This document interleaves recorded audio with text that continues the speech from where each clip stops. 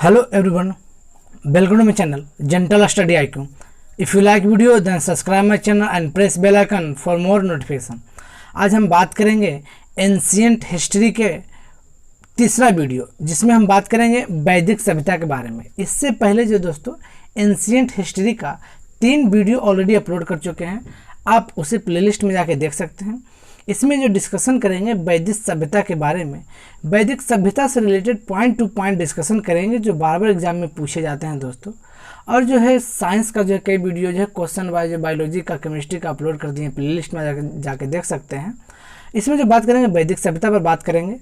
अब ध्यान दीजिएगा दोस्तों, जो भी वीडियो हम जो भी पॉइंट बताएंगे, एक एक पॉइंट जो है एकदम एग्जाम के पॉइंट ऑफ व्यू से बहुत ही इंपॉर्टेंट होने वाला है।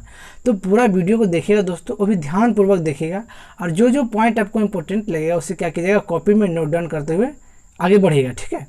तो शुरू करते हैं आज का वीडियो।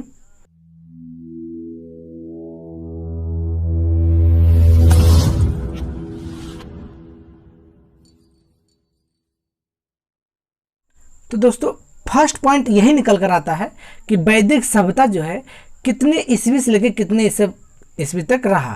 तो आप ध्यान में रखिएगा, वैदिक सभ्यता जो है 1500 ईसा पूर्व से लेकर 600 ईसा पूर्व के बीच में रहा। तो वैदिक सभ्यता कब से कब रहा, तो 1500 ईसा पूर्व से लेकर 600 ईसा पूर्व तक माना जाता है, ठीक है। अब देखिए वैदिक सभ्यता को 2 भागों में बांटा गया। पहला जो है ऋग वैदिक काल और दूसरा जो है उत्तर वैदिक काल। अब देखिए ऋग वैदिक काल होता क्या है। ऋग वैदिक काल इसलिए नाम पड़ा क्योंकि ये जो है 1500 ईसा पूर्व से लेकर 1000 ईसा पूर्व तक होता है।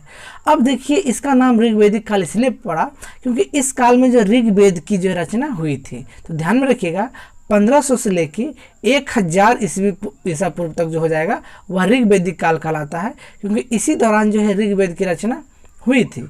अब दूसरा जो आता है दोस्तों उत्तर वैदिक काल, यह जो हो जाएगा 1000 ईसा पूर्व से लेके 600 ईसा पूर्व तक हो जाएगी। अब देखिए इसमें जो क्या क्या चीज़ की रचना हुई थी, तो सामवेद, यजुर्वेद, अथर्ववेद, ब्राह्मण, आरण्यक, उपनिषद, महाकाव्य, ये सभी की जो रचना हुई थी उत्तर वैदिक काल में। अब देखिए ये 2 पॉइंट में अब तक जो क्वेश्चन बनने लायक ये है दोस्तों, क्योंकि आपसे पूछ दिया गया कि जो है आरण्यक की जो है महाकाव्य की या फिर आरण्यक या उपनिषद की जो रचना कब हुई थी, तो आपको बताना है दोस्तों उत्तर वैदिक काल ना कि ऋग वैदिक काल। ऋग वैदिक काल में सिर्फ ऋग वेद की रचना हुई थी। अब जो भी बच जाएगा वह जो हो जाएगा उत्तर वैदिक काल में हो जाएगा, ठीक है। अब इसका इसमें जरूर ध्यान में रखिएगा, अगर जो ऋग वेद के पूछेगा, अगर जो ऑप्शन दे दिया कि 1500 ईसा पूर्व से लेकर 600 ईसा पूर्व, तो यह नहीं होगा। यह जो हो जाएगा किसका हो जाएगा, यह हो जाएगा पूरा वैदिक सभ्यता का हो जाएगा। अगर जो आपसे ऋग वैदिक काल पूछा गया तो 1500 ईसा पूर्व से लेकर 1000 ईसा पूर्व, और उत्तर वैदिक काल को पूछा गया तो वह 1000 ईसा पूर्व से लेकर 600 ईसा पूर्व हो जाएगा दोस्तों। और सामवेद, यजुर्वेद, अथर्ववेद, ये सब की जो रचना हुई थी यह हुई थी उत्तर वैदिक काल में हुई थी, ठीक है दोस्तों। तो अब तक जो है आपने ये 2 पॉइंट से ये जो 2-3 क्वेश्चन जो आपको बनने लायक थे उसको हम डिस्कशन कर दिए। अब बढ़ते हैं नेक्स्ट पॉइंट की ओर। नेक्स्ट पॉइंट है दोस्तों पूर्व वैदिक काल। अब देखिए पूर्व वैदिक काल वही क्वेश्चन है, सिर्फ 2 बार लिख दिए हैं। पूर्व वैदिक काल भी दे सकता है या फिर ऋग वैदिक काल। तब ध्यान में रखिए, ऐसा नहीं कि आपसे पूर्व वैदिक काल पूछ दिया तब कंफ्यूज हो जाएगा। पूर्व वैदिक काल मतलब पहले का बात हो रहा है और जो है उत्तर वैदिक काल मतलब बाद की बात हो रहा है। अगर आपसे ये भी पूछ दिया कि ऋग वेद की स्थापना जो है, स्थापना नहीं, ऋग वेद की जो रचना कब हुई थी, अगर जो आपसे ऋग वैदिक काल नहीं दिया, अगर जो पूर्व वैदिक काल दे दिया तो आपको टिक लगाना है पूर्व वैदिक काल में, ठीक है, जो कि 1500 ईस्वी से लेकर 1000 ईसा पूर्व तक हो जाएगा, ठीक है दोस्तों। दोनों ध्यान रखिएगा, दोनों हो जाएगा ईसा पूर्व हो जाएगा। और उत्तर वैदिक काल के आपको तो पता है 1000 ईसा पूर्व से लेकर 600 ईसा पूर्व हो जाएगा, ठीक है। ये तो 2 बार आ चुका है दोस्तों। अब देखते हैं नेक्स्ट पॉइंट जो है इंपॉर्टेंट है दोस्तों, इससे बहुत ही ज़्यादा इंपॉर्टेंट है। ये जो है वैदिक गणित की बात की जा रही है। अगर जो आपसे पूछ दिया गया कि शुल्ब सूत्र जो है वह किस से संबंधित है, तो वह हो जाएगा वैदिक गणित से हो जाएगा। गणित ध्यान में रखिएगा। अच्छा ऐसे भी आप देखते होंगे कि यहाँ शुल्ब सूत्र लगा हुआ, सूत्र किस में आता है, तो वो आता है गणित में आता है। तो इस तरह से आप ध्यान में रख सकते हैं दोस्तों कि वैदिक गणित का जो महत्वपूर्ण अंग है शुल्ब सूत्र है। अर्थात ये भी पूछ दिया गया शुल्ब सूत्र में किस विषय की बात की जाती है, तो जो प्रॉपरली बात हो रही है यहाँ पर ज्यामिति की बात हो जाएगी। देखिए गणित की तो बात हो गई उससे भी अगर डीपली पूछ देगा तो ज्यामिति ध्यान में रखना है। ऐसे नहीं, गणित में तो बहुत चीज़ पढ़ने का, ज्यामिति है, ट्रिग्नोमेट्री है, बहुत सारा है। तो शुल्क सूत्र में हो जाएगा वह ज्यामिति के बारे में बताता है, और ये ऑप्शन पर डिपेंड करेगा। अगर जो आपसे शुल्क सूत्र के बारे में पूछा है, अगर पूछ दिया कि कौन सा जो सब्जेक्ट दे दिया जाता है, तब ध्यान में रखिएगा गणित। अगर जो गणित ऑप्शन में नहीं रहा, अगर ये भी पूछ दिया कि किस विषय से संबंधित है, तो यह हो जाएगा ज्यामिति हो जाएगा, ठीक है। तब ये दोनों पॉइंट जो है गणित और ज्यामिति ध्यान में रखिएगा, दोनों क्वेश्चन पूछा जाता है। अब देखते हैं नेक्स्ट पॉइंट, प्राचीन भारत में निष्क से जाने जाने वाले जो है स्वर्ण आभूषण को।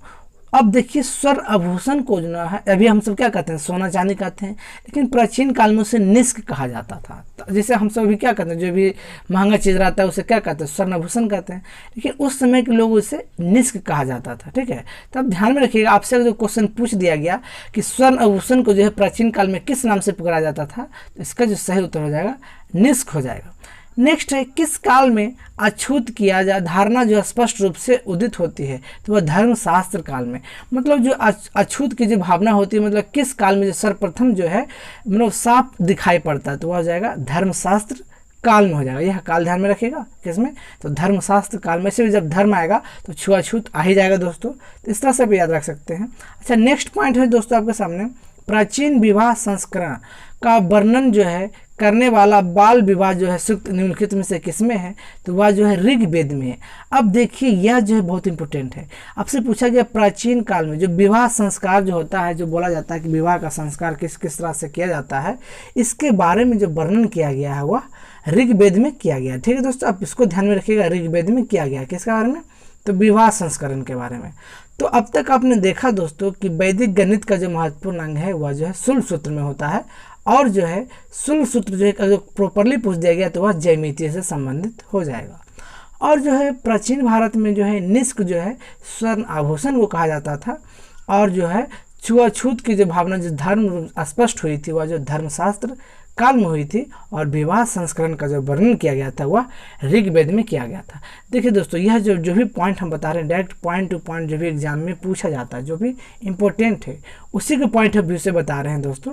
अगर जब आपको वीडियो पसंद आ रही है तो मेरे चैनल को लाइक और सब्सक्राइब जरूर कर लीजिएगा, इसी तरह के आगे जाके कई वीडियो लाएंगे।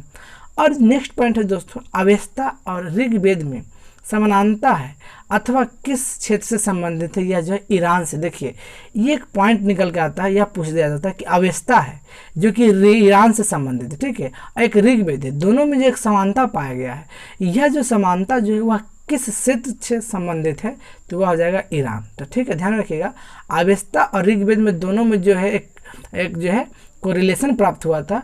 यह जो है अवेस्ता जो है यह जो किस क्षेत्र से संबंधित है, तो यह जो है ईरान से संबंधित है। नेक्स्ट है दोस्तों कि मैक्स मुलर ने आर्यों का मूल निवास जो बताया था वह मध्य एशिया बताया था। अब देखिए इसको कैसे ध्यान में रखिएगा, तो मास से मैक्स मुलर हो जाएगा और मास से मध्य एशिया हो जाएगा, ठीक है दोस्तों। तो आप इस तरह से ध्यान रख सकते हैं कि मैक्स मुलर ने जो है आर्यों का निवास स्थान कहाँ बताया था, तो वह मध्य एशिया बताया था, तथा आर्यों की भाषा जो क्या है दोस्तों वह संस्कृत है। तो ध्यान में रखिएगा आर्यों की भाषा जो कौन हो जाएगी वह संस्कृत हो जाएगी। तो अब तक आपने देखा दोस्तों कि अवेस्ता और ऋग्वेद से समानता पाया गया, वह किस क्षेत्र से संबंधित है, वह ईरान से संबंधित है। और मैक्स मुलर ने बताया था कि जो है आर्य के जो कहाँ के रहने वाले थे वह मध्य एशिया के रहने वाले थे, और आर्यों की भाषा इंपॉर्टेंट है जो कि वह क्या थी, संस्कृत थी, ठीक है। अब देखते हैं नेक्स्ट पॉइंट क्या है। नेक्स्ट पॉइंट है आर्य शब्द जो है वह आर्य शब्द भाषा समूह को इंगित करता है। मतलब आर्य जो शब्द है ना वह भाषा समूह को इंगित करता है। किसको इंगित करता है, समूह। तो क्या हो जाएगा, आर्य शब्द जो किसको इंगित करता है, वह समूह का, भीड़ को जो, ठीक है। नेक्स्ट है ग्राम के मुखिया को ग्रामीण कहा जाता था, और जो है विश्व का प्रधान विस्पति कहलाते थे, एवं जन के शासक राजन कहलाते हैं। देखिए यह तो सिंपल सी इसमें पॉइंट निकल के आता है दोस्तों कि ग्राम के मुखिया ग्रामीण हो जाएगा, विश्व से तो विस्पति हो जाएगा, और जन का जो है राजन हो जाते हैं, ठीक है। अब देखिए नेक्स्ट पॉइंट क्या है, गोचर भूमि। तो गोचर भूमि का अधिकारी को बाजपति कहा जाता था। तो ध्यान में रखिएगा, मतलब जो गाय को चराता है, तो गाय को चराता था उस भूमि का जो मालिक होता था उसे बाजपति कहा जाता था, ठीक है। तो गोचर भूमि मतलब एक स्पेशल सा जो है एक प्लेस होता था, एक ज़मीन होता था जहाँ पर जो है स्पेशल जो है गाय सबको चरा जाता था। इस ज़मीन का जो मालिक होता था ना उसे जो क्या कहा जाता था, उसे बाजपति कहा जाता था। ठीक है, तो गोचर भूमि मतलब गौ चराने की भूमि के अधिकारी को बाजपति कहा जाता था। अब देखिए नेक्स्ट पॉइंट उग्र, ये बहुत ही ध्यान में रखिएगा दोस्तों, ये बहुत ही ज़्यादा फेमस है। उग्र की बात हो रही है, तो अपराधियों को पकड़ने के कार्य करता था। अब देखिए उग्र, जाहिर सी बात है जो उग्र रहेगा वो क्या करेगा, अपराधी को पकड़ेगा। तो उग्र का जो काम, जो भी वहाँ के लोग जो थे अपराधी को जो पकड़ते थे उसे अभी क्या कहा, पुलिस कहा जाता है, लेकिन उस समय के लोग उसे उग्र कहते थे। क्या कहते थे, उग्र कहते थे। नेक्स्ट है ऋग वैदिक में किसी तरह के न्याय अधिकारी का उल्लेख नहीं मिला था। ध्यान रखिएगा ऋग्वेद काल में जो है ऐसा कोई भी उल्लेख नहीं मिला है, न्याय वगैरह का कोई भी उल्लेख नहीं मिला था। इसको अच्छा, ये क्वेश्चन किस तरह से दे सकता है, या कोई 4 ऑप्शन दे जाएगा, पूछेगा किसका उल्लेख नहीं मिला है।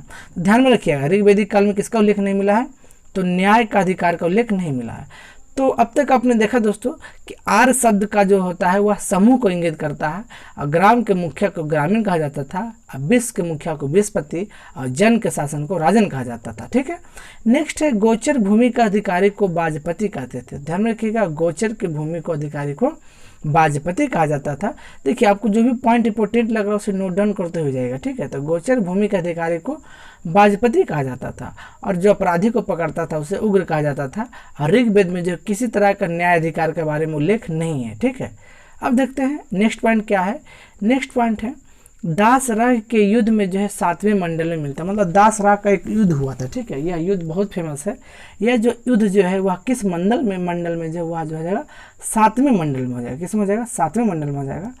नेक्स्ट है दोस्तों कि समाज की सबसे छोटी इकाई जो होती थी उसे परिवार या कुल कहा जाता था, जिसके मुखिया जो होते थे पिता होते थे, तथा जिसे कुलप कहा जाता था।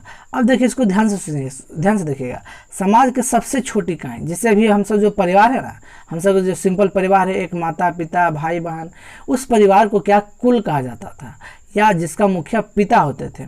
अब देखिए आपको बता चुके हैं कि जो हड़प्पा सभ्यता वो सबसे मातृसत्तात्मक थी, लेकिन ये भी क्वेश्चन आता है कि जो है वैदिक सभ्यता कैसी थी, वह पितृसत्तात्मक थी, अर्थात पिता जो होते थे प्रधान होते थे। ठीक है, जिसे क्या कहा जाता था, जिसे कुलप कहा जाता था, मतलब जो पिता प्रधान उसे क्या कहा जाता था, कुलप कहा दिया जाता था। ठीक है, अब बढ़ते हैं नेक्स्ट पॉइंट की ओर। होप आपको ये समझ में आ गया होगा। नेक्स्ट गार्गी ने याज्ञवल्क्य के साथ जो है वाद विवाद में चुनौती दी थी। अब देखिए दोनों नाम फेमस है, या गार्गी एक है याज्ञवल्क्य। ठीक है, यह नाम फेमस है। यह जो है दोनों के बीच में वाद विवाद हुआ था, जो कि गार्गी जो है इनको चुनौती दिया था। ठीक, चुनौती दिए थे, ध्यान रखिएगा।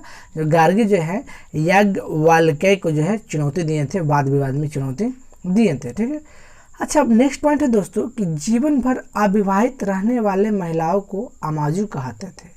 तो क्या कहा जा रहा था दोस्तों, इस पॉइंट को ध्यान में रखिएगा। और जो भी इंपॉर्टेंट लग रहा है दोस्तों, हम बार बार कर इस पॉइंट को नोट डाउन करते हुए जाएगा। सारा पॉइंट जो है बहुत ही इंपॉर्टेंट पॉइंट जो है बहुत कलेक्शन करके जो है सारा पॉइंट को जमा किए। ठीक है, तो जीवन भर जो भी लेडीज जो रहती थी, मतलब जो विवाह नहीं करती थी, उसे क्या कहा जाता था, अमाजु कहा जाता था। अब देखिए आपने क्या क्या देखा इस अब तक इसमें कि दासराग के युद्ध का उल्लेख जो है वह 7वें मंडल में है। परिवार का सबसे छोटी इकाई कुल होते थे या फिर परिवार होते थे, जिनके पिता जो है मुखिया होते थे, और जिसे कुलप कहा जाता था। गार्गी ने याज्ञवल्क्य को वाद विवाद में चुनौती दी थी, और जीवन भर जो लेडीज जो है शादी नहीं करते थे उसे अमाजु कहा जाता था। उस समय क्या कहा जाता था दोस्तों, अमाजु कहा जाता था। नेक्स्ट पॉइंट है दोस्तों कि जीविकोपार्जन के लिए वेद वेदांग को पढ़ने वाले अध्यापक क्या कहलाते थे, उपाध्याय कहलाते थे। अच्छा इसका मतलब क्या हुआ कि मतलब जो अभी के जो टीचर हैं, मतलब अपने जीवन जीने के लिए क्या करते हैं, बच्चों को पढ़ाते हैं। जो बच्चों को पढ़ाते हैं उससे उनको क्या करता है, जीविकोपार्जन होता है, मतलब घर चलता है।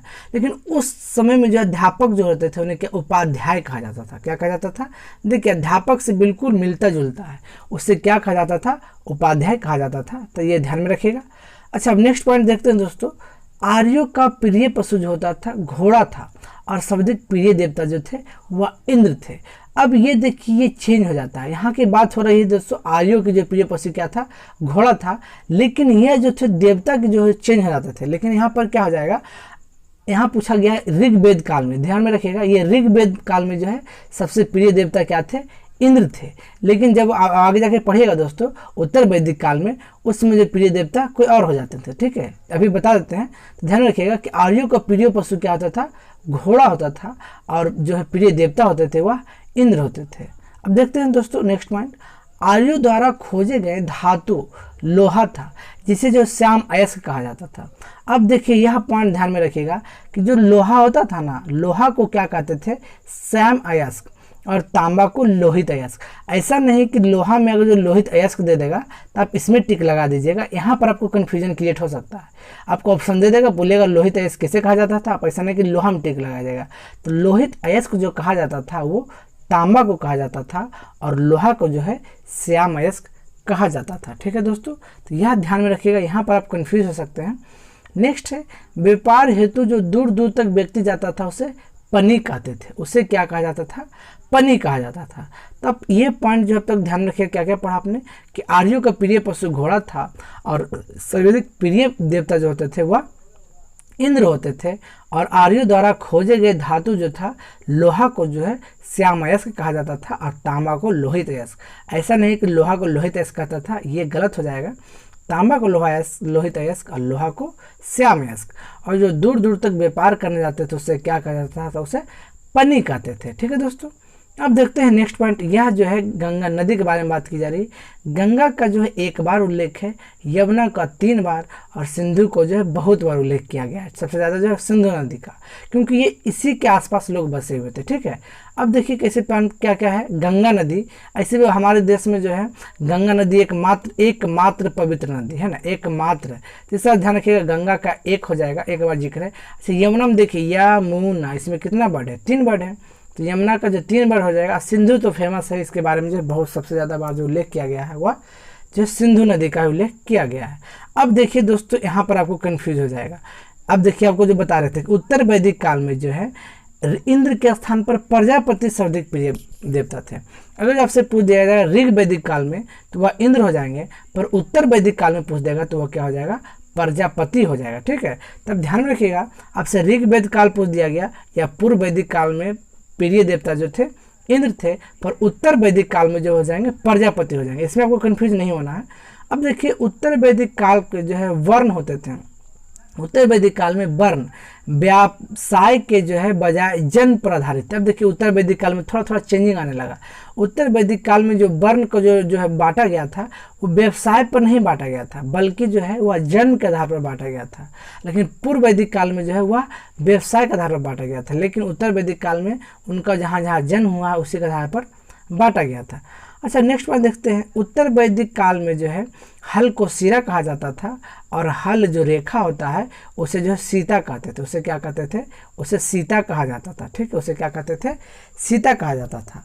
तब देखिए पॉइंट क्या क्या निकल के आया दोस्तों। अब तक वैदिक काल में जो है गंगा की 1 बार, तो गंगा एक पवित्र नदी है, जैसे याद रखिएगा। यमुना 3 बार हो जाएगा, और सिंधु का जो है बहुत बार उल्लेख किया गया, सबसे ज़्यादा बार।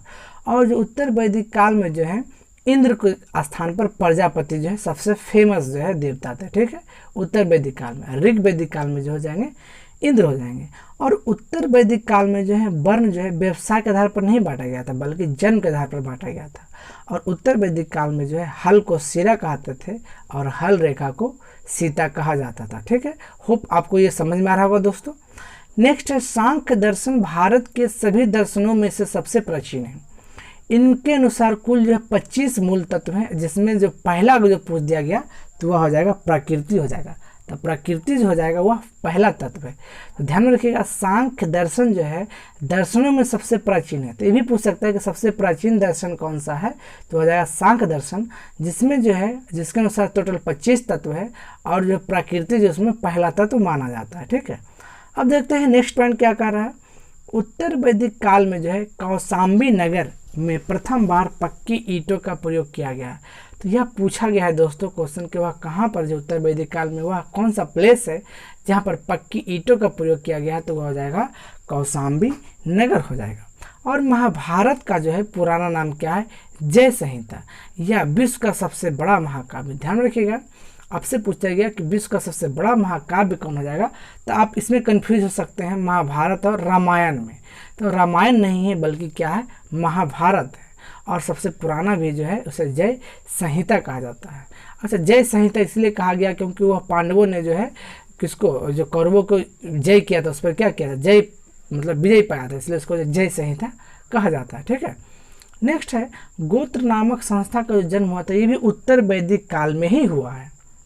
देखिए उत्तर वैदिक काल में अगर आपसे पूछ दिया कि गोत्र नामक संस्था का जो है कब जन्म हुआ है या फिर कब से प्रारंभ हुआ है, तो ऋग्वेद दे देगा, उत्तर वैदिक दे देगा, हड़प्पा दे देगा। तो आपको ध्यान रखना यह जो हो जाएगा दोस्तों, उत्तर वैदिक काल में जो है गोत्र नामक का जो है जन्म हुआ था, वो किसमें हुआ था? वैदिक काल में हुआ था। ठीक है, अब देखिए अब तक क्या क्या आपने देखा दोस्तों कि उत्तर वैदिक काल में जो कौशाम्बी नगर में जो प्रथम बार पक्की ईंटों का प्रयोग मिला है, और महाभारत का जो पुराना नाम हुआ जय संहिता है, जो कि विश्व का सबसे बड़ा महाकाव्य है, और गोत्र नामक का जो संस्था का जो जन्म हुआ जो है वैदिक, वो भी उत्तर वैदिक काल। सिर्फ वैदिक काल आपको ध्यान में नहीं रखना, वो भी उत्तर वैदिक काल, मतलब 1000 ईसा पूर्व से लेके 600 ईसा पूर्व में हुआ था। ठीक है, अब देखते हैं नेक्स्ट पॉइंट क्या कहता है दोस्तों कि बुद्ध के जन्म से पूर्व 6ठी शताब्दी ईसा पूर्व के जो भारतवर्ष में जो है 16 महाजनपदों में बांटा गया है।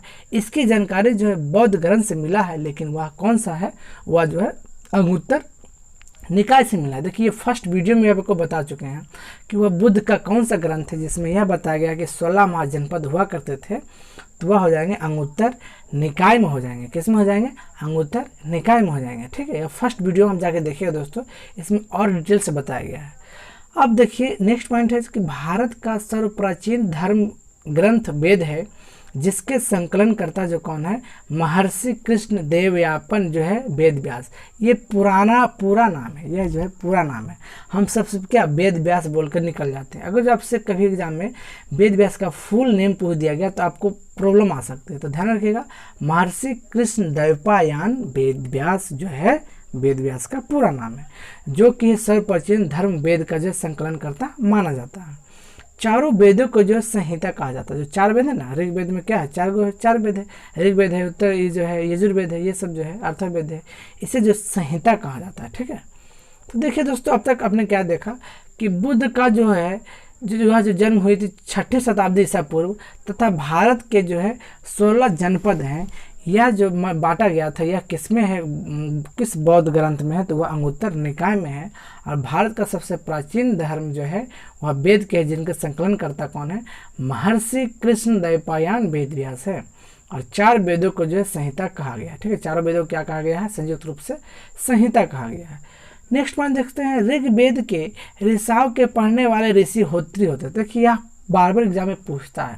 जैसे मैथ के जो टीचर होते थे उन्हें जो क्या मैथमेटिक्स टीचर कहा जाता है, उसी तरह जो ऋग्वेद के जो पढ़ा जाता था उसे होत्री कहा जाता था। अब देखिए यह तीसरा मंडल इंपॉर्टेंट है, यह जो है सूर्य देवता सावित्री को समर्पित है।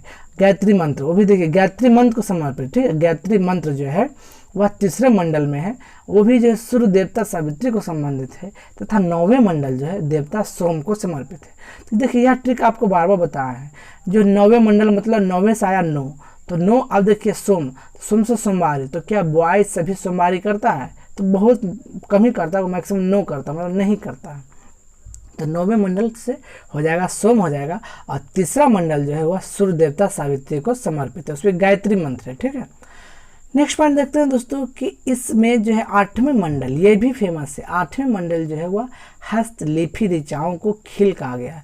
मतलब जो 8वें मंडल में क्या क्या जो भी हस्तलिखित जो ऋचाएँ हैं उसे जो है खिल कहा जाता है। कितने मंडल में? तो 8वें मंडल में यह बताया गया है। ठीक है, नेक्स्ट है 10वें मंडल में वर्णित पुरुष युक्त है, जिसके अनुसार 4 वर्ण ब्राह्मण क्षत्रिय देखिए शूद्र ये सब जो बताया गया है कि टोटल 4 होते हैं। कौन कौन? ब्राह्मण होते हैं, क्षत्रिय होते हैं, वैश्य होते हैं, शूद्र होते हैं। इसमें बताया गया कि ब्राह्मण जो है मुंह से जन्म हुआ है, क्षत्रिय जो है वह जो है भुजाओं से हुआ है, वैश्य जो है जांघ से हुआ है, शूद्र जो है पैरों से हुआ है। ये सब जो डिटेल बताया गया 10वें मंडल के भी पुरुष सूक्त में। तो जरूरी नहीं कि आपसे यह पूछ देगा, ये चारों दे देगा, सिर्फ ये भी दे सकता है कि पुरुष युक्त के बारे में किसमें जानकारी दी गई है, तो वह हो जाएगी 10वें मंडल में हो जाएगी। ये चारों देगा ऐसा जरूरी नहीं, सिर्फ आपसे पूछेगा पुरुष युक्त के बारे में कौन से मंडल में बताई गई है, तो वह 10वें मंडल में बताई गई है। तीसरे मंडल में जो है वह सूर्य को समर्पित है। 9वें मंडल जो है वह सोम को समर्पित है। 8वें मंडल में जो है लिपि ऋचाओं को खिल कहा गया है। 10वें मंडल में जो है पुरुष युक्त है। ठीक है, पुरुष युक्त के बारे में बताया गया है। तो पुरुष युक्त आपको समझ में आ गया होगा कि इसमें जो ब्राह्मण क्षत्रिय ये सब कहाँ कहाँ जन्म हुआ इसके बारे में बताया गया है दोस्तों। अब देखते हैं नेक्स्ट पॉइंट है प्राचीन इतिहास के साधन के रूप में वैदिक साहित्य में जो है ऋग्वेद के बाद, अब देखिए ऋग्वेद के बाद किसका नंबर आता है, तो वह जो नंबर आता है शतपथ ब्राह्मण का नंबर आता है, जिसमें जो हमारे हिस्ट्री के बारे में पता चलता है। तो ध्यान रखिएगा, जो है वैदिक साहित्य जो ऋग्वेद के बाद जो शतपथ ब्राह्मण की बारी आती है, जिसके बारे में हमें कुछ ना कुछ जानकारी मिलती है हमारे इतिहास के बारे में। सबसे पहला जो ऋग्वेद से मिलती है, उसके बाद शतपथ ब्राह्मण से मिलती है। ठीक है, नेक्स्ट है शास्वर पाठ के लिए मंत्रों तथा बलि के बारे में जो अनुपालन जो है नियमों, मतलब क्या क्या नियम हो गए, किस तरह से किया जाएगा, बलि किस तरह के, कौन सा मंत्र पढ़ा जाएगा बलि देने के दौरान, तो वह जो है यजुर्वेद में बताया गया है। इससे जो पढ़ता है उसे अर्धवायु कहा जाता है, मतलब जो इसके बारे में जो जानता है उसे अर्धवायु कहा जाता है। अब यहाँ पर देखिए या यहाँ पर मैच कर रहा है, यजुर्वेद बोलिए चाहे अर्धवायु, दोनों का जो प्रोनाउंसिएशन में जो कुछ कुछ मैच कर रहा है, तो इस तरह से आप ऑप्शन में भी टिक लगा सकते हैं। तो ध्यान रखिएगा कि जो है मंत्रों के बारे में, बलि वगैरह के बारे में जो है पाठ के बारे में जो बताया गया, वह किस में बताया गया है, तो वह यजुर्वेद में बताया गया। ठीक है, नेक्स्ट है सामवेद जो है, अब देखिए साम शब्द का होता है गान होता है, यज्ञों के अवसर पर गाए जाने वाले जो ऋग संकलन का जो है पाठ करते थे उसे उद्धत्री। अब देखिए जो सामवेद के बारे में पढ़ता है उसे उद्धत्री कहा जाता है। तो ठीक है, सामवेद जो है यह तीसरा वेद है, इसको जो पढ़ता है उसे उद्धत्री कहा जाता है। इसमें जो है गान वगैरह, वो भी कब, जब यज्ञों के अवसर पर जो है गान वगैरह जो होता था वह किससे दिया गया है, तो वह सामवेद। जहाँ आपको गाना दिख जाएगा ना तो आप सामवेद टिक लगा दीजिएगा, और बलि वगैरह मंत्र दिखेगा तो यजुर्वेद हो जाएगा। ठीक है, और जादू टोना दिखता है तब होता है अर्थवेद। तब देखिए इसमें आपने क्या क्या देखा दोस्तों, कि प्राचीन इतिहास के साधन के रूप में जो है सबसे पहले ऋग्वेद है, उसके बाद जो है शतपथ ब्राह्मण है। ठीक है, नेक्स्ट है शास्वर पाठन के लिए मंत्रों बलि के बारे में जो यजुर्वेद में बताया गया है, इसे जो पढ़ता है उसे अर्धवायु कहा जाता है, तथा शाम का जो शाब्दिक अर्थ होता है वह गान होता है, इसे पढ़ने वाले को उद्धत्री कहा जाता है। ठीक है, अब बढ़ते नेक्स्ट पॉइंट की ओर। देखिए क्या है दोस्तों, कि यजुर्वेद एवं सामवेद में किसी भी विशिष्ट ऐतिहासिक घटना के बारे में वर्णन नहीं किया गया है। अब देखिए यजुर्वेद है सामवेद के बारे में, ऐसे भी इसमें इसलिए नहीं किया गया है क्योंकि दोस्तों सबसे पहला क्या था जिसमें इतिहास के बारे में बताया गया, ऋग्वेद। उसके बाद आपने देखा दोस्तों शतपथ ब्राह्मण, है ना, अभी तो आपने देखा ऋग्वेद के बाद कौन आ जाता है, शतपथ ब्राह्मण। तो जाहिर सी बात है यजुर्वेद जो है और सामवेद में जो कोई भी विशिष्ट ऐतिहासिक घटना के बारे में जानकारी नहीं दी गई है। ठीक है, अब देखते हैं अर्थवेद क्या होता है। अर्थवेद में जब आपको पता होगा जादू टोना के बारे में, जादू टोना के बारे में किसके बताया गया है, तो वह हो जाएगा अर्थवेद हो जाएगा। अब देखिए जो कन्या को जो जन्म की निंदा की गई वह अर्थवेद में की गई, मतलब जो कन्या का जन्म लेता है उसके बारे में निंदा की गई है, तो वह किस वेद में की गई है, वह अर्थवेद में की गई है। ठीक है, नेक्स्ट स्त्री की सबसे गिरी हुई स्थिति जो मैत्रेयी संहिता में दर्शाया गया, इसमें जो है स्त्री को जुआ खेलते हुए, शराब पीते हुए, स्त्री को पुरुष के साथ तीसरा दोष बताया गया। ये सब किसमें बताया गया, तो मैत्रेयी संहिता में। तो इसमें सिर्फ आपको यह ध्यान में रखना, अगर आपसे क्वेश्चन पूछ दिया गया कि स्त्री के सर्वाधिक गिरी हुई स्थिति किसमें बताया गया है, तो वह मैत्रेयी संहिता में, और स्त्री का जो है कन्याओं का निंदा की गई तो वह अर्थवेद में की गई है। ठीक है, नेक्स्ट है शतपथ ब्राह्मण में जो स्त्री को पुरुष की अर्धांगिनी कहा गया। देखिए दोनों में कितना डिफरेंस है, यहाँ पर जो है बहुत गिरी स्थिति बताई गई मैत्रेयी संहिता में, लेकिन शतपथ ब्राह्मण में जो ऋग्वेद के बाद आता है वह जो स्त्री को पुरुष को अर्धांगिनी बताता है, किसमें, शतपथ ब्राह्मण में। अब देखिए अर्धांगिनी मतलब जो होता है क्या, समझ लीजिए दोस्तों, ऐसे भी देखिए जब पुरुष स्त्री की जब शादी होता है तो उसमें शपथ लेता है कि यह जो मेरा अर्धांगिनी है, तो इस तरह से ध्यान रखिएगा, शपथ लेगा अर्थात अर्धांगिनी, तो अर्धांगिनी में क्या आ जाएगा, शतपथ ब्राह्मण आ जाएगा। अगर आपसे एक जगह पूछ दिया गया कि स्त्री के पुरुष की जो है, पुरुषों की स्त्री को जो है अर्धांगिनी किसमें बताया गया, तो वह शतपथ ब्राह्मण में बताया गया है। अब देखिए अब तक आपने क्या क्या देखा कि अर्थवेद में कन्याओं की निंदा की गई है, स्त्री के सर्वाधिक गिरी स्थिति मैत्रेयी संहिता में बताया गया है, तथा शतपथ ब्राह्मण में स्त्री को जो है पुरुष का अर्धांगिनी बताया गया है। दोस्तों अब देखते हैं नेक्स्ट पॉइंट क्या कहता है, जातक में जो है बुद्ध की जो पूर्ण जन्म की कहानी। अब देखिए आपसे क्वेश्चन किस तरह से पूछेगा कि बुद्ध का जो पूर्ण जन्म की कहानी किसमें बताया गया है, तो वह हो जाएगा जातक में बताया गया। ठीक है, अब देखते हैं नेक्स्ट पॉइंट क्या है कि हीनयान का प्रमुख ग्रंथ जो कौन सा है, वह कथा वस्तु है, जिसमें महात्मा बुद्ध को जीवन चरित्र अनेक कथाओं के वर्णित किया गया है। तो अब ध्यान में रखिएगा कि हीनयान का सबसे प्रमुख ग्रंथ कौन सा है, वह कथा वस्तु है। वह कौन सा हो जाएगा, कथा वस्तु है, जिसमें महात्मा बुद्ध को जो है जीवन चरित्र अनेक कथाओं के बारे में, अब कथा है तो उनके कथाओं के बारे में बताएगा, लेकिन यह किसका, तो वह हीनयान का है।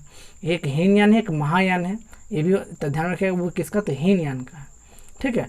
अब देखिए जैन धर्म में क्या है कि जैन साहित्य को आगम कहा गया है। तो जो भी जैन का साहित्य है, जो भी उसे क्या बुक है, उसे आगम कहते हैं। जैन धर्म का प्रारंभिक इतिहास जो है कल्प सूत्र से मिलता है। जो ज्ञात होता है जैन ग्रंथ जो है भगवती सूत्र महावीर का जीवन कृत तथा अन्य समकालीन के साथ उनके विवरण मिलता है। तो ध्यान रखिएगा, इसमें एक दो पॉइंट निकल कर आता है कि जैन साहित्य को क्या कहा जाता है, आगम कहा जाता है, और जो है जैन धर्म के जो प्रारंभिक इतिहास कहाँ से मिलती है, वह कल्प सूत्र से मिलती है। और भी कल्प सूत्र में जो है महात्मा बुद्ध की जो है भगवती सूत्र जो है, सॉरी कल्प सूत्र जो है कौन से हो जाएगा, जैसे इसमें 3 पॉइंट निकल के आता है। पहला फिर से देखिए कि जैन साहित्य को क्या कहा जाता है, आगम कहा जाता है, और जैन धर्म का प्रारंभिक इतिहास कहाँ से मिलता है, वह कल्प सूत्र से मिलता है। प्रारंभिक इतिहास पूछेगा तो कल्प सूत्र हो जाएगा। पर अगर जब से पूछ दिया गया कि जैन ग्रंथ का महावीर के बारे में जीवन कृत किससे मिलता है, तो यह भगवती सूत्र, ये पॉइंट ध्यान रखिए, ये भी भगवती सूत्र हो जाएगा। ठीक है, तो क्या हो जाएगा, यह भगवती सूत्र हो जाएगा। तो इसको अंडरलाइन करना भूल गए थे, रेड कलर करना, ये भी फेमस है। भगवती सूत्र से किससे मिलती है, तो यह जो है महावीर के जीवन कृत से मिलती है, मतलब महावीर के बारे में जो है उनके जीवन के बारे में भगवती सूत्र में ही बताया गया। अच्छा देखिए, भगवती सूत्र से एक पॉइंट और आता है।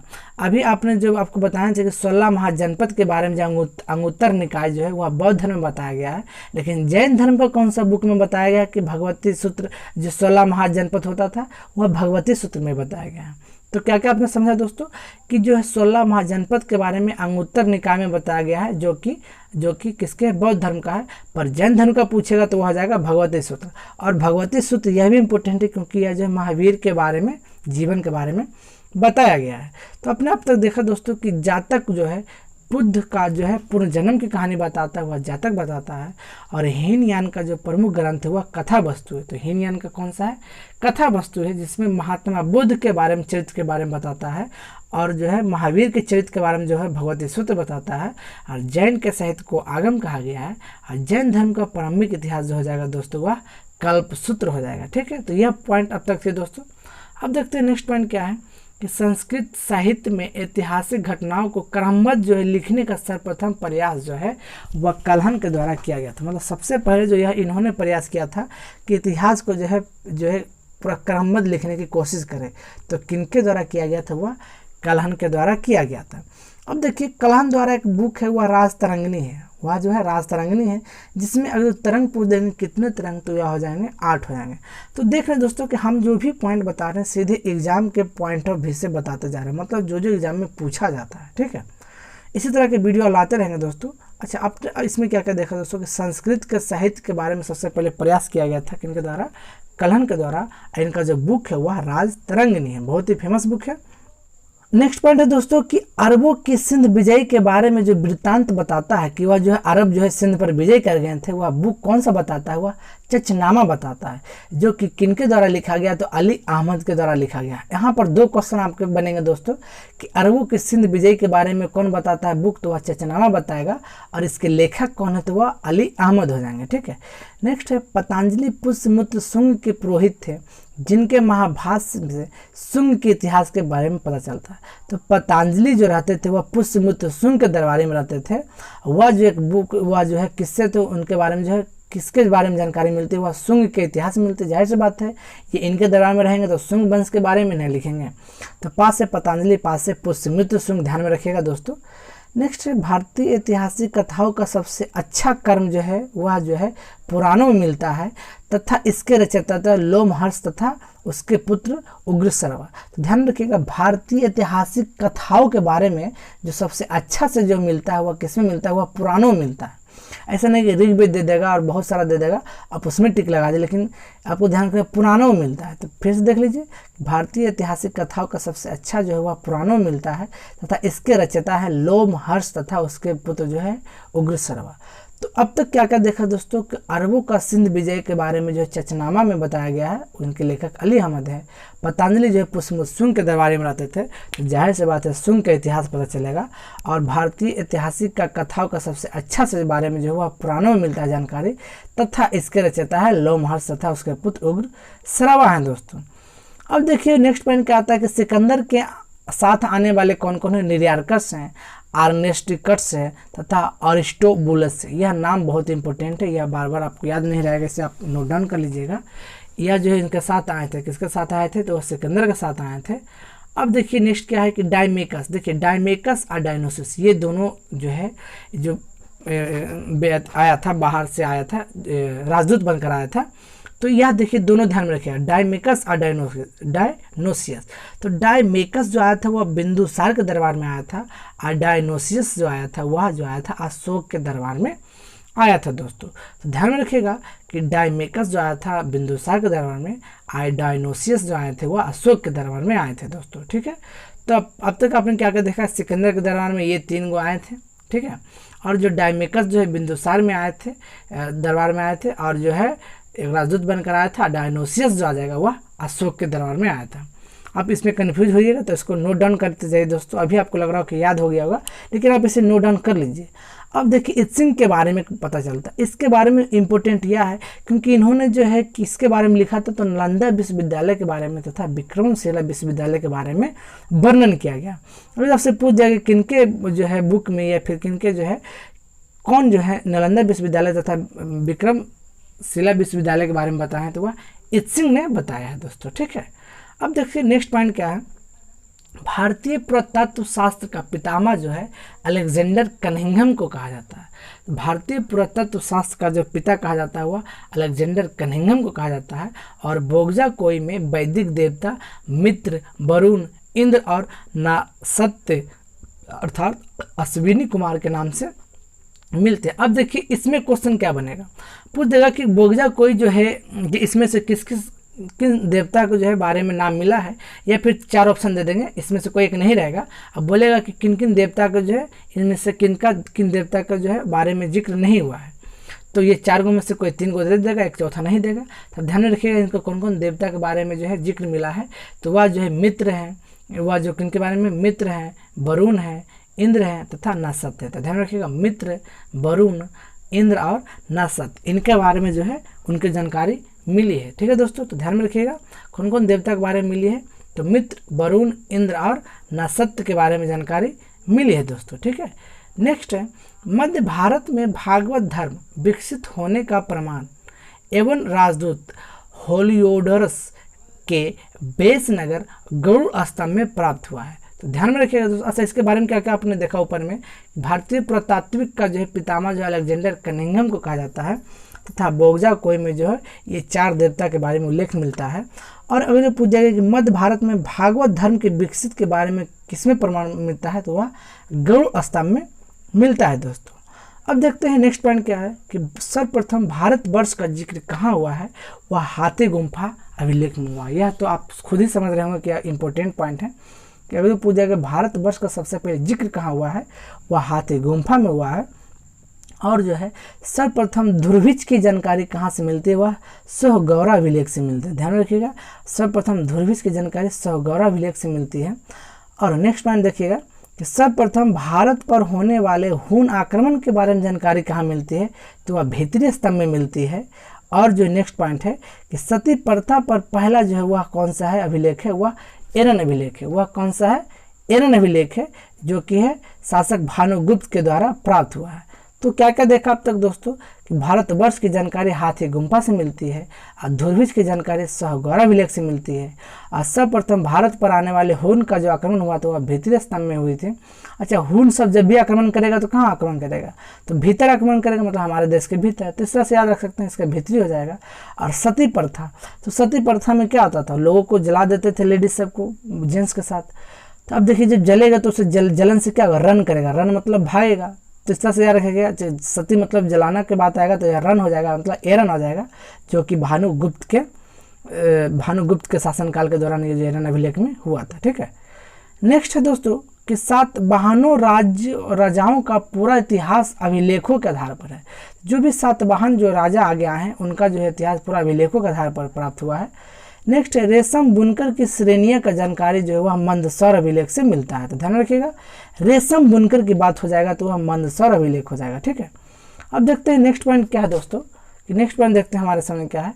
काश्मीरी नवपाषाण जो है पूरा स्थल जो है वह एक बुर्ज होम होता था, जो कि उसका गर्तवास एक सीढ़ी नुमा होता था कि नीचे उतरता था। ठीक है, वह जो कश्मीर में मिलता है। तो अगर सिंपल इसमें ये क्वेश्चन आता है कि बुर्ज होम जो है कहाँ से पाया गया, तो वह कश्मीर से मिला है। ठीक है, अब देखिए नेक्स्ट पॉइंट क्या है, प्राचीनतम सिक्कों को क्या कहा जाता था, उससे आहत कहते थे। तो ये भी पॉइंट इंपॉर्टेंट है दोस्तों कि प्राचीनतम सिक्कों का क्या कहा जाता था, आहत कहते थे। और जो नेक्स्ट पॉइंट, सर्वप्रथम सिक्के पर लेख का जो है कार्य जो है वह किनके द्वारा शुरू किया गया था, वह यवन के द्वारा जो है शुरू किया गया। ध्यान में रखिएगा दोस्तों, सिक्के पर लिखने का जो सर्वप्रथम यवन के द्वारा शुरू किया गया था, ठीक है, यवन शासकों के द्वारा। और अरिकमेडु में जो है रोमन सिक्के प्राप्त हुए। तो अरिकमेडु से, अरिकमेडु प्लेस है जहाँ से रोमन सिक्के प्राप्त हुए। मतलब यह पता चलता है कि रोमन से भी उस तरह जो है व्यापार का जो है, ठीक है, उसके साथ मतलब व्यापार होता था। अब देखिए क्या क्या आपने देखा दोस्तों, कश्मीर के जो है वहाँ से एक बुर्जुहम के बारे में, गर्तावास के बारे में साक्ष्य मिला है, जो कि उतरने के लिए एक सीढ़ियाँ होती थी वहाँ पर, ठीक है। तो यह कहाँ मिला है, कश्मीर में मिला है। प्राचीनतम सिक्कों को आहत कहा जाता था। सर्वप्रथम सिक्का जो पर लिखने का जो है वह यवन शासकों द्वारा स्टार्ट हुआ था। और जो है अरिकमेडु से जो है रोमन सिक्के प्राप्त हुए हैं। अब देख लीजिए यह लास्ट पॉइंट है दोस्तों, यह जो है पूछा जाता है 12वीं एग्जाम में। विष्णु पुराण किस वंश से संबंधित है, तो मौर्य से है। मत्स्य पुराण तो आंध्र से। वायु पुराण तो गुप्त वंश से। तो ध्यान में रखिएगा दोस्तों कि विष्णु पुराण, अगर आपको अच्छा लग रही है जो वीडियो, तो मेरे चैनल को लाइक सब्सक्राइब जरूर कर दीजिएगा। और जो भी आपको क्वेश्चन समझ में नहीं आ रहा दोस्तों, उसे आप नोट डाउन करते हुए जाइएगा ताकि आप दोबारा देखें तो याद हो जाए। तो विष्णु पुराण से जो हो जाएगा वह मौर्य वंश हो जाएगा। और मत्स्य पुराण जो हो जाएगा आंध्र सातवाहन हो जाएगा। और वायु पुराण हो जाएगा वह गुप्त वंश से संबंधित था। अब देखते हैं दोस्तों कुछ महत्वपूर्ण प्रश्न जो अब तक हमने किया, देखते हैं क्या क्या ये फ़ायदा वीडियो हमें किया कि नहीं किया। तो वीडियो देखिए दोस्तों, या क्वेश्चन कीजिएगा तभी आपको पता चलेगा। क्या है दोस्तों कि भारत में किस पहाड़ का जीवाश्म का प्रमाण मिला है। देखिए यह जीवाश्म के बारे में आपको सबसे पहले जो फर्स्ट वीडियो में ही बता चुके हैं, जो उसमें बताया गया था कि जीवाश्म का प्रमाण किसमें मिला है दोस्तों, तो वह जो है शिवालिक में मिला है ना, शिवालिक में मिला है। इसका सही उत्तर शिवालिक हो जाएगा। अच्छा नेक्स्ट पॉइंट है, प्रथम विधि निर्माता कौन है, तो बताइए निम्नलिखित में से कौन हो जाएंगे प्रथम विधि निर्माता। तो यह जो हो जाएंगे दोस्तों मनु हो जाएंगे। क्या आपने कई बार सुना होगा, तो इसका क्या हो जाएगा, मनु हो जाएगा। अच्छा नेक्स्ट दोस्तों, किस देवता के लिए ऋग वैदिक काल में जो है पुरंदर शब्द का प्रयोग किया गया। अब देखिए पुरंदर शब्द जो है निम्नलिखित में से किनके लिए प्रयोग किया गया था दोस्तों। अच्छा ये पॉइंट के बारे में हम डिस्कशन नहीं किए हैं। जो पॉइंट जो है आपको पॉइंट में नहीं, जो है क्वेश्चन आपको जो पॉइंट में नहीं बताया गया था, वो सोचे हैं कि क्वेश्चन के आधार पे आपको बता दिया। इस बारे में आपको नहीं बताया गया है कि पुरंदर के बारे में, तो इसका सही उत्तर क्या हो जाएगा, इंद्र को कहा गया। अब देखिए आपको तो यह तो बताया है ना कि ऋग वेद काल में जो है वह कौन देवता थे, इंद्र माने जाते थे। लेकिन आपसे उत्तर वैदिक में पूछ दिया जाएगा तो वह कौन हो जाएंगे दोस्तों, बताइए। आप जो है इसे कमेंट में लिख कर बताइएगा, वह जो है उत्तर वैदिक काल में जो है किस देवता को माना जाता था पीरियड, ठीक है। अगर ऋग वैदिक में तो इंद्र हो जाएगा, ठीक है। अब देखते हैं नेक्स्ट पॉइंट क्या है दोस्तों। नेक्स्ट क्वेश्चन, वैदिक गणित का महत्वपूर्ण अंक, यह तो बता चुके हैं। वैदिक गणित का जो महत्वपूर्ण अंक कौन था, तब बताइए। अब तक आप तो बता भी दिया होगा दोस्तों, यह जो हो जाएगा शुल्ब सूत्र है। यह क्या हो जाएगा, शुल्ब सूत्र में बताया गया है। नेक्स्ट है कर्म का सिद्धांत से संबंधित, किससे, तो कर्म का सिद्धांत जो है किससे संबंधित है, बताइए। तो यह जो संबंधित हो जाएगा, कर्म जो है मीमांसा से संबंधित है। ध्यान रखिएगा, कर्म जो है संबंधित किससे दोस्तों, वह मीमांसा से संबंधित है। नेक्स्ट है प्राचीन भारत में निष्क किसे कहा जाता था, यह तो आपको बताया गया है। तो निष्क किसे कहा जाता था, है ना, अब पता चल गया होगा आपको। तो यह स्वर्ण आभूषण को ही क्या कहा जाता था, निष्क कहा जाता था। तो यह था दोस्तों वीडियो का लास्ट क्वेश्चन। अब जो है इसी के साथ जो है वीडियो को समाप्त करते हैं दोस्तों। अगर जो आपको वीडियो पसंद आ रही है तो मेरे चैनल को लाइक और सब्सक्राइब जरूर कर लीजिएगा, क्योंकि जो आगे जो है बहुत सारा पॉइंट टू पॉइंट जो वीडियो अपलोड करेंगे। जो भी अब तक जो पढ़ा होगा, आप जो भी पढ़े होंगे दोस्तों, आप देखिएगा हम जो भी इसमें बताए हैं direct point two point view जो भी एग्जाम में बार बार पूछे जाते हैं, उसी से हम रिलेटेड जो पॉइंट करके PDF बना के आपके सामने जो वीडियो लाने की कोशिश करते हैं, ताकि आपको बहुत कम समय में जो पूरा चैप्टर का जो बढ़िया से जो है रिविजन या फिर बढ़िया से तैयारी हो सके दोस्तों। तो हम जो भी पॉइंट लाते हैं दोस्तों, आप देख रहे हैं कि पॉइंट टू पॉइंट पर हम डिस्कशन कर रहे हैं। इसी तरह का जो साइंस का जो है कई वीडियो अपलोड कर चुके हैं, क्वेश्चन चैप्टर बाय चैप्टर जो है, प्रत्येक चैप्टर वाइज केमिस्ट्री का, बायोलॉजी का जो है चैप्टर का क्वेश्चन आंसर जो डायरेक्ट अपलोड किया गया। प्लेलिस्ट में जाके देखिए दोस्तों, आपको बहुत ही जो है हेल्पफुल होगी दोस्तों। सारा वीडियो फ्री ऑफ कॉस्ट है दोस्तों। तो मेरे चैनल को लाइक और सब्सक्राइब जरूर कर लीजिएगा। अगर आपको मेरी मेहनत पसंद आ रही है, अगर आपको लग रहा है कि चैनल पर मेहनत किया जा रहा है, तो आप मेरे चैनल को लाइक और सब्सक्राइब जरूर कर लीजिएगा। इस वीडियो को पूरा देखने के लिए धन्यवाद। जय हिंद।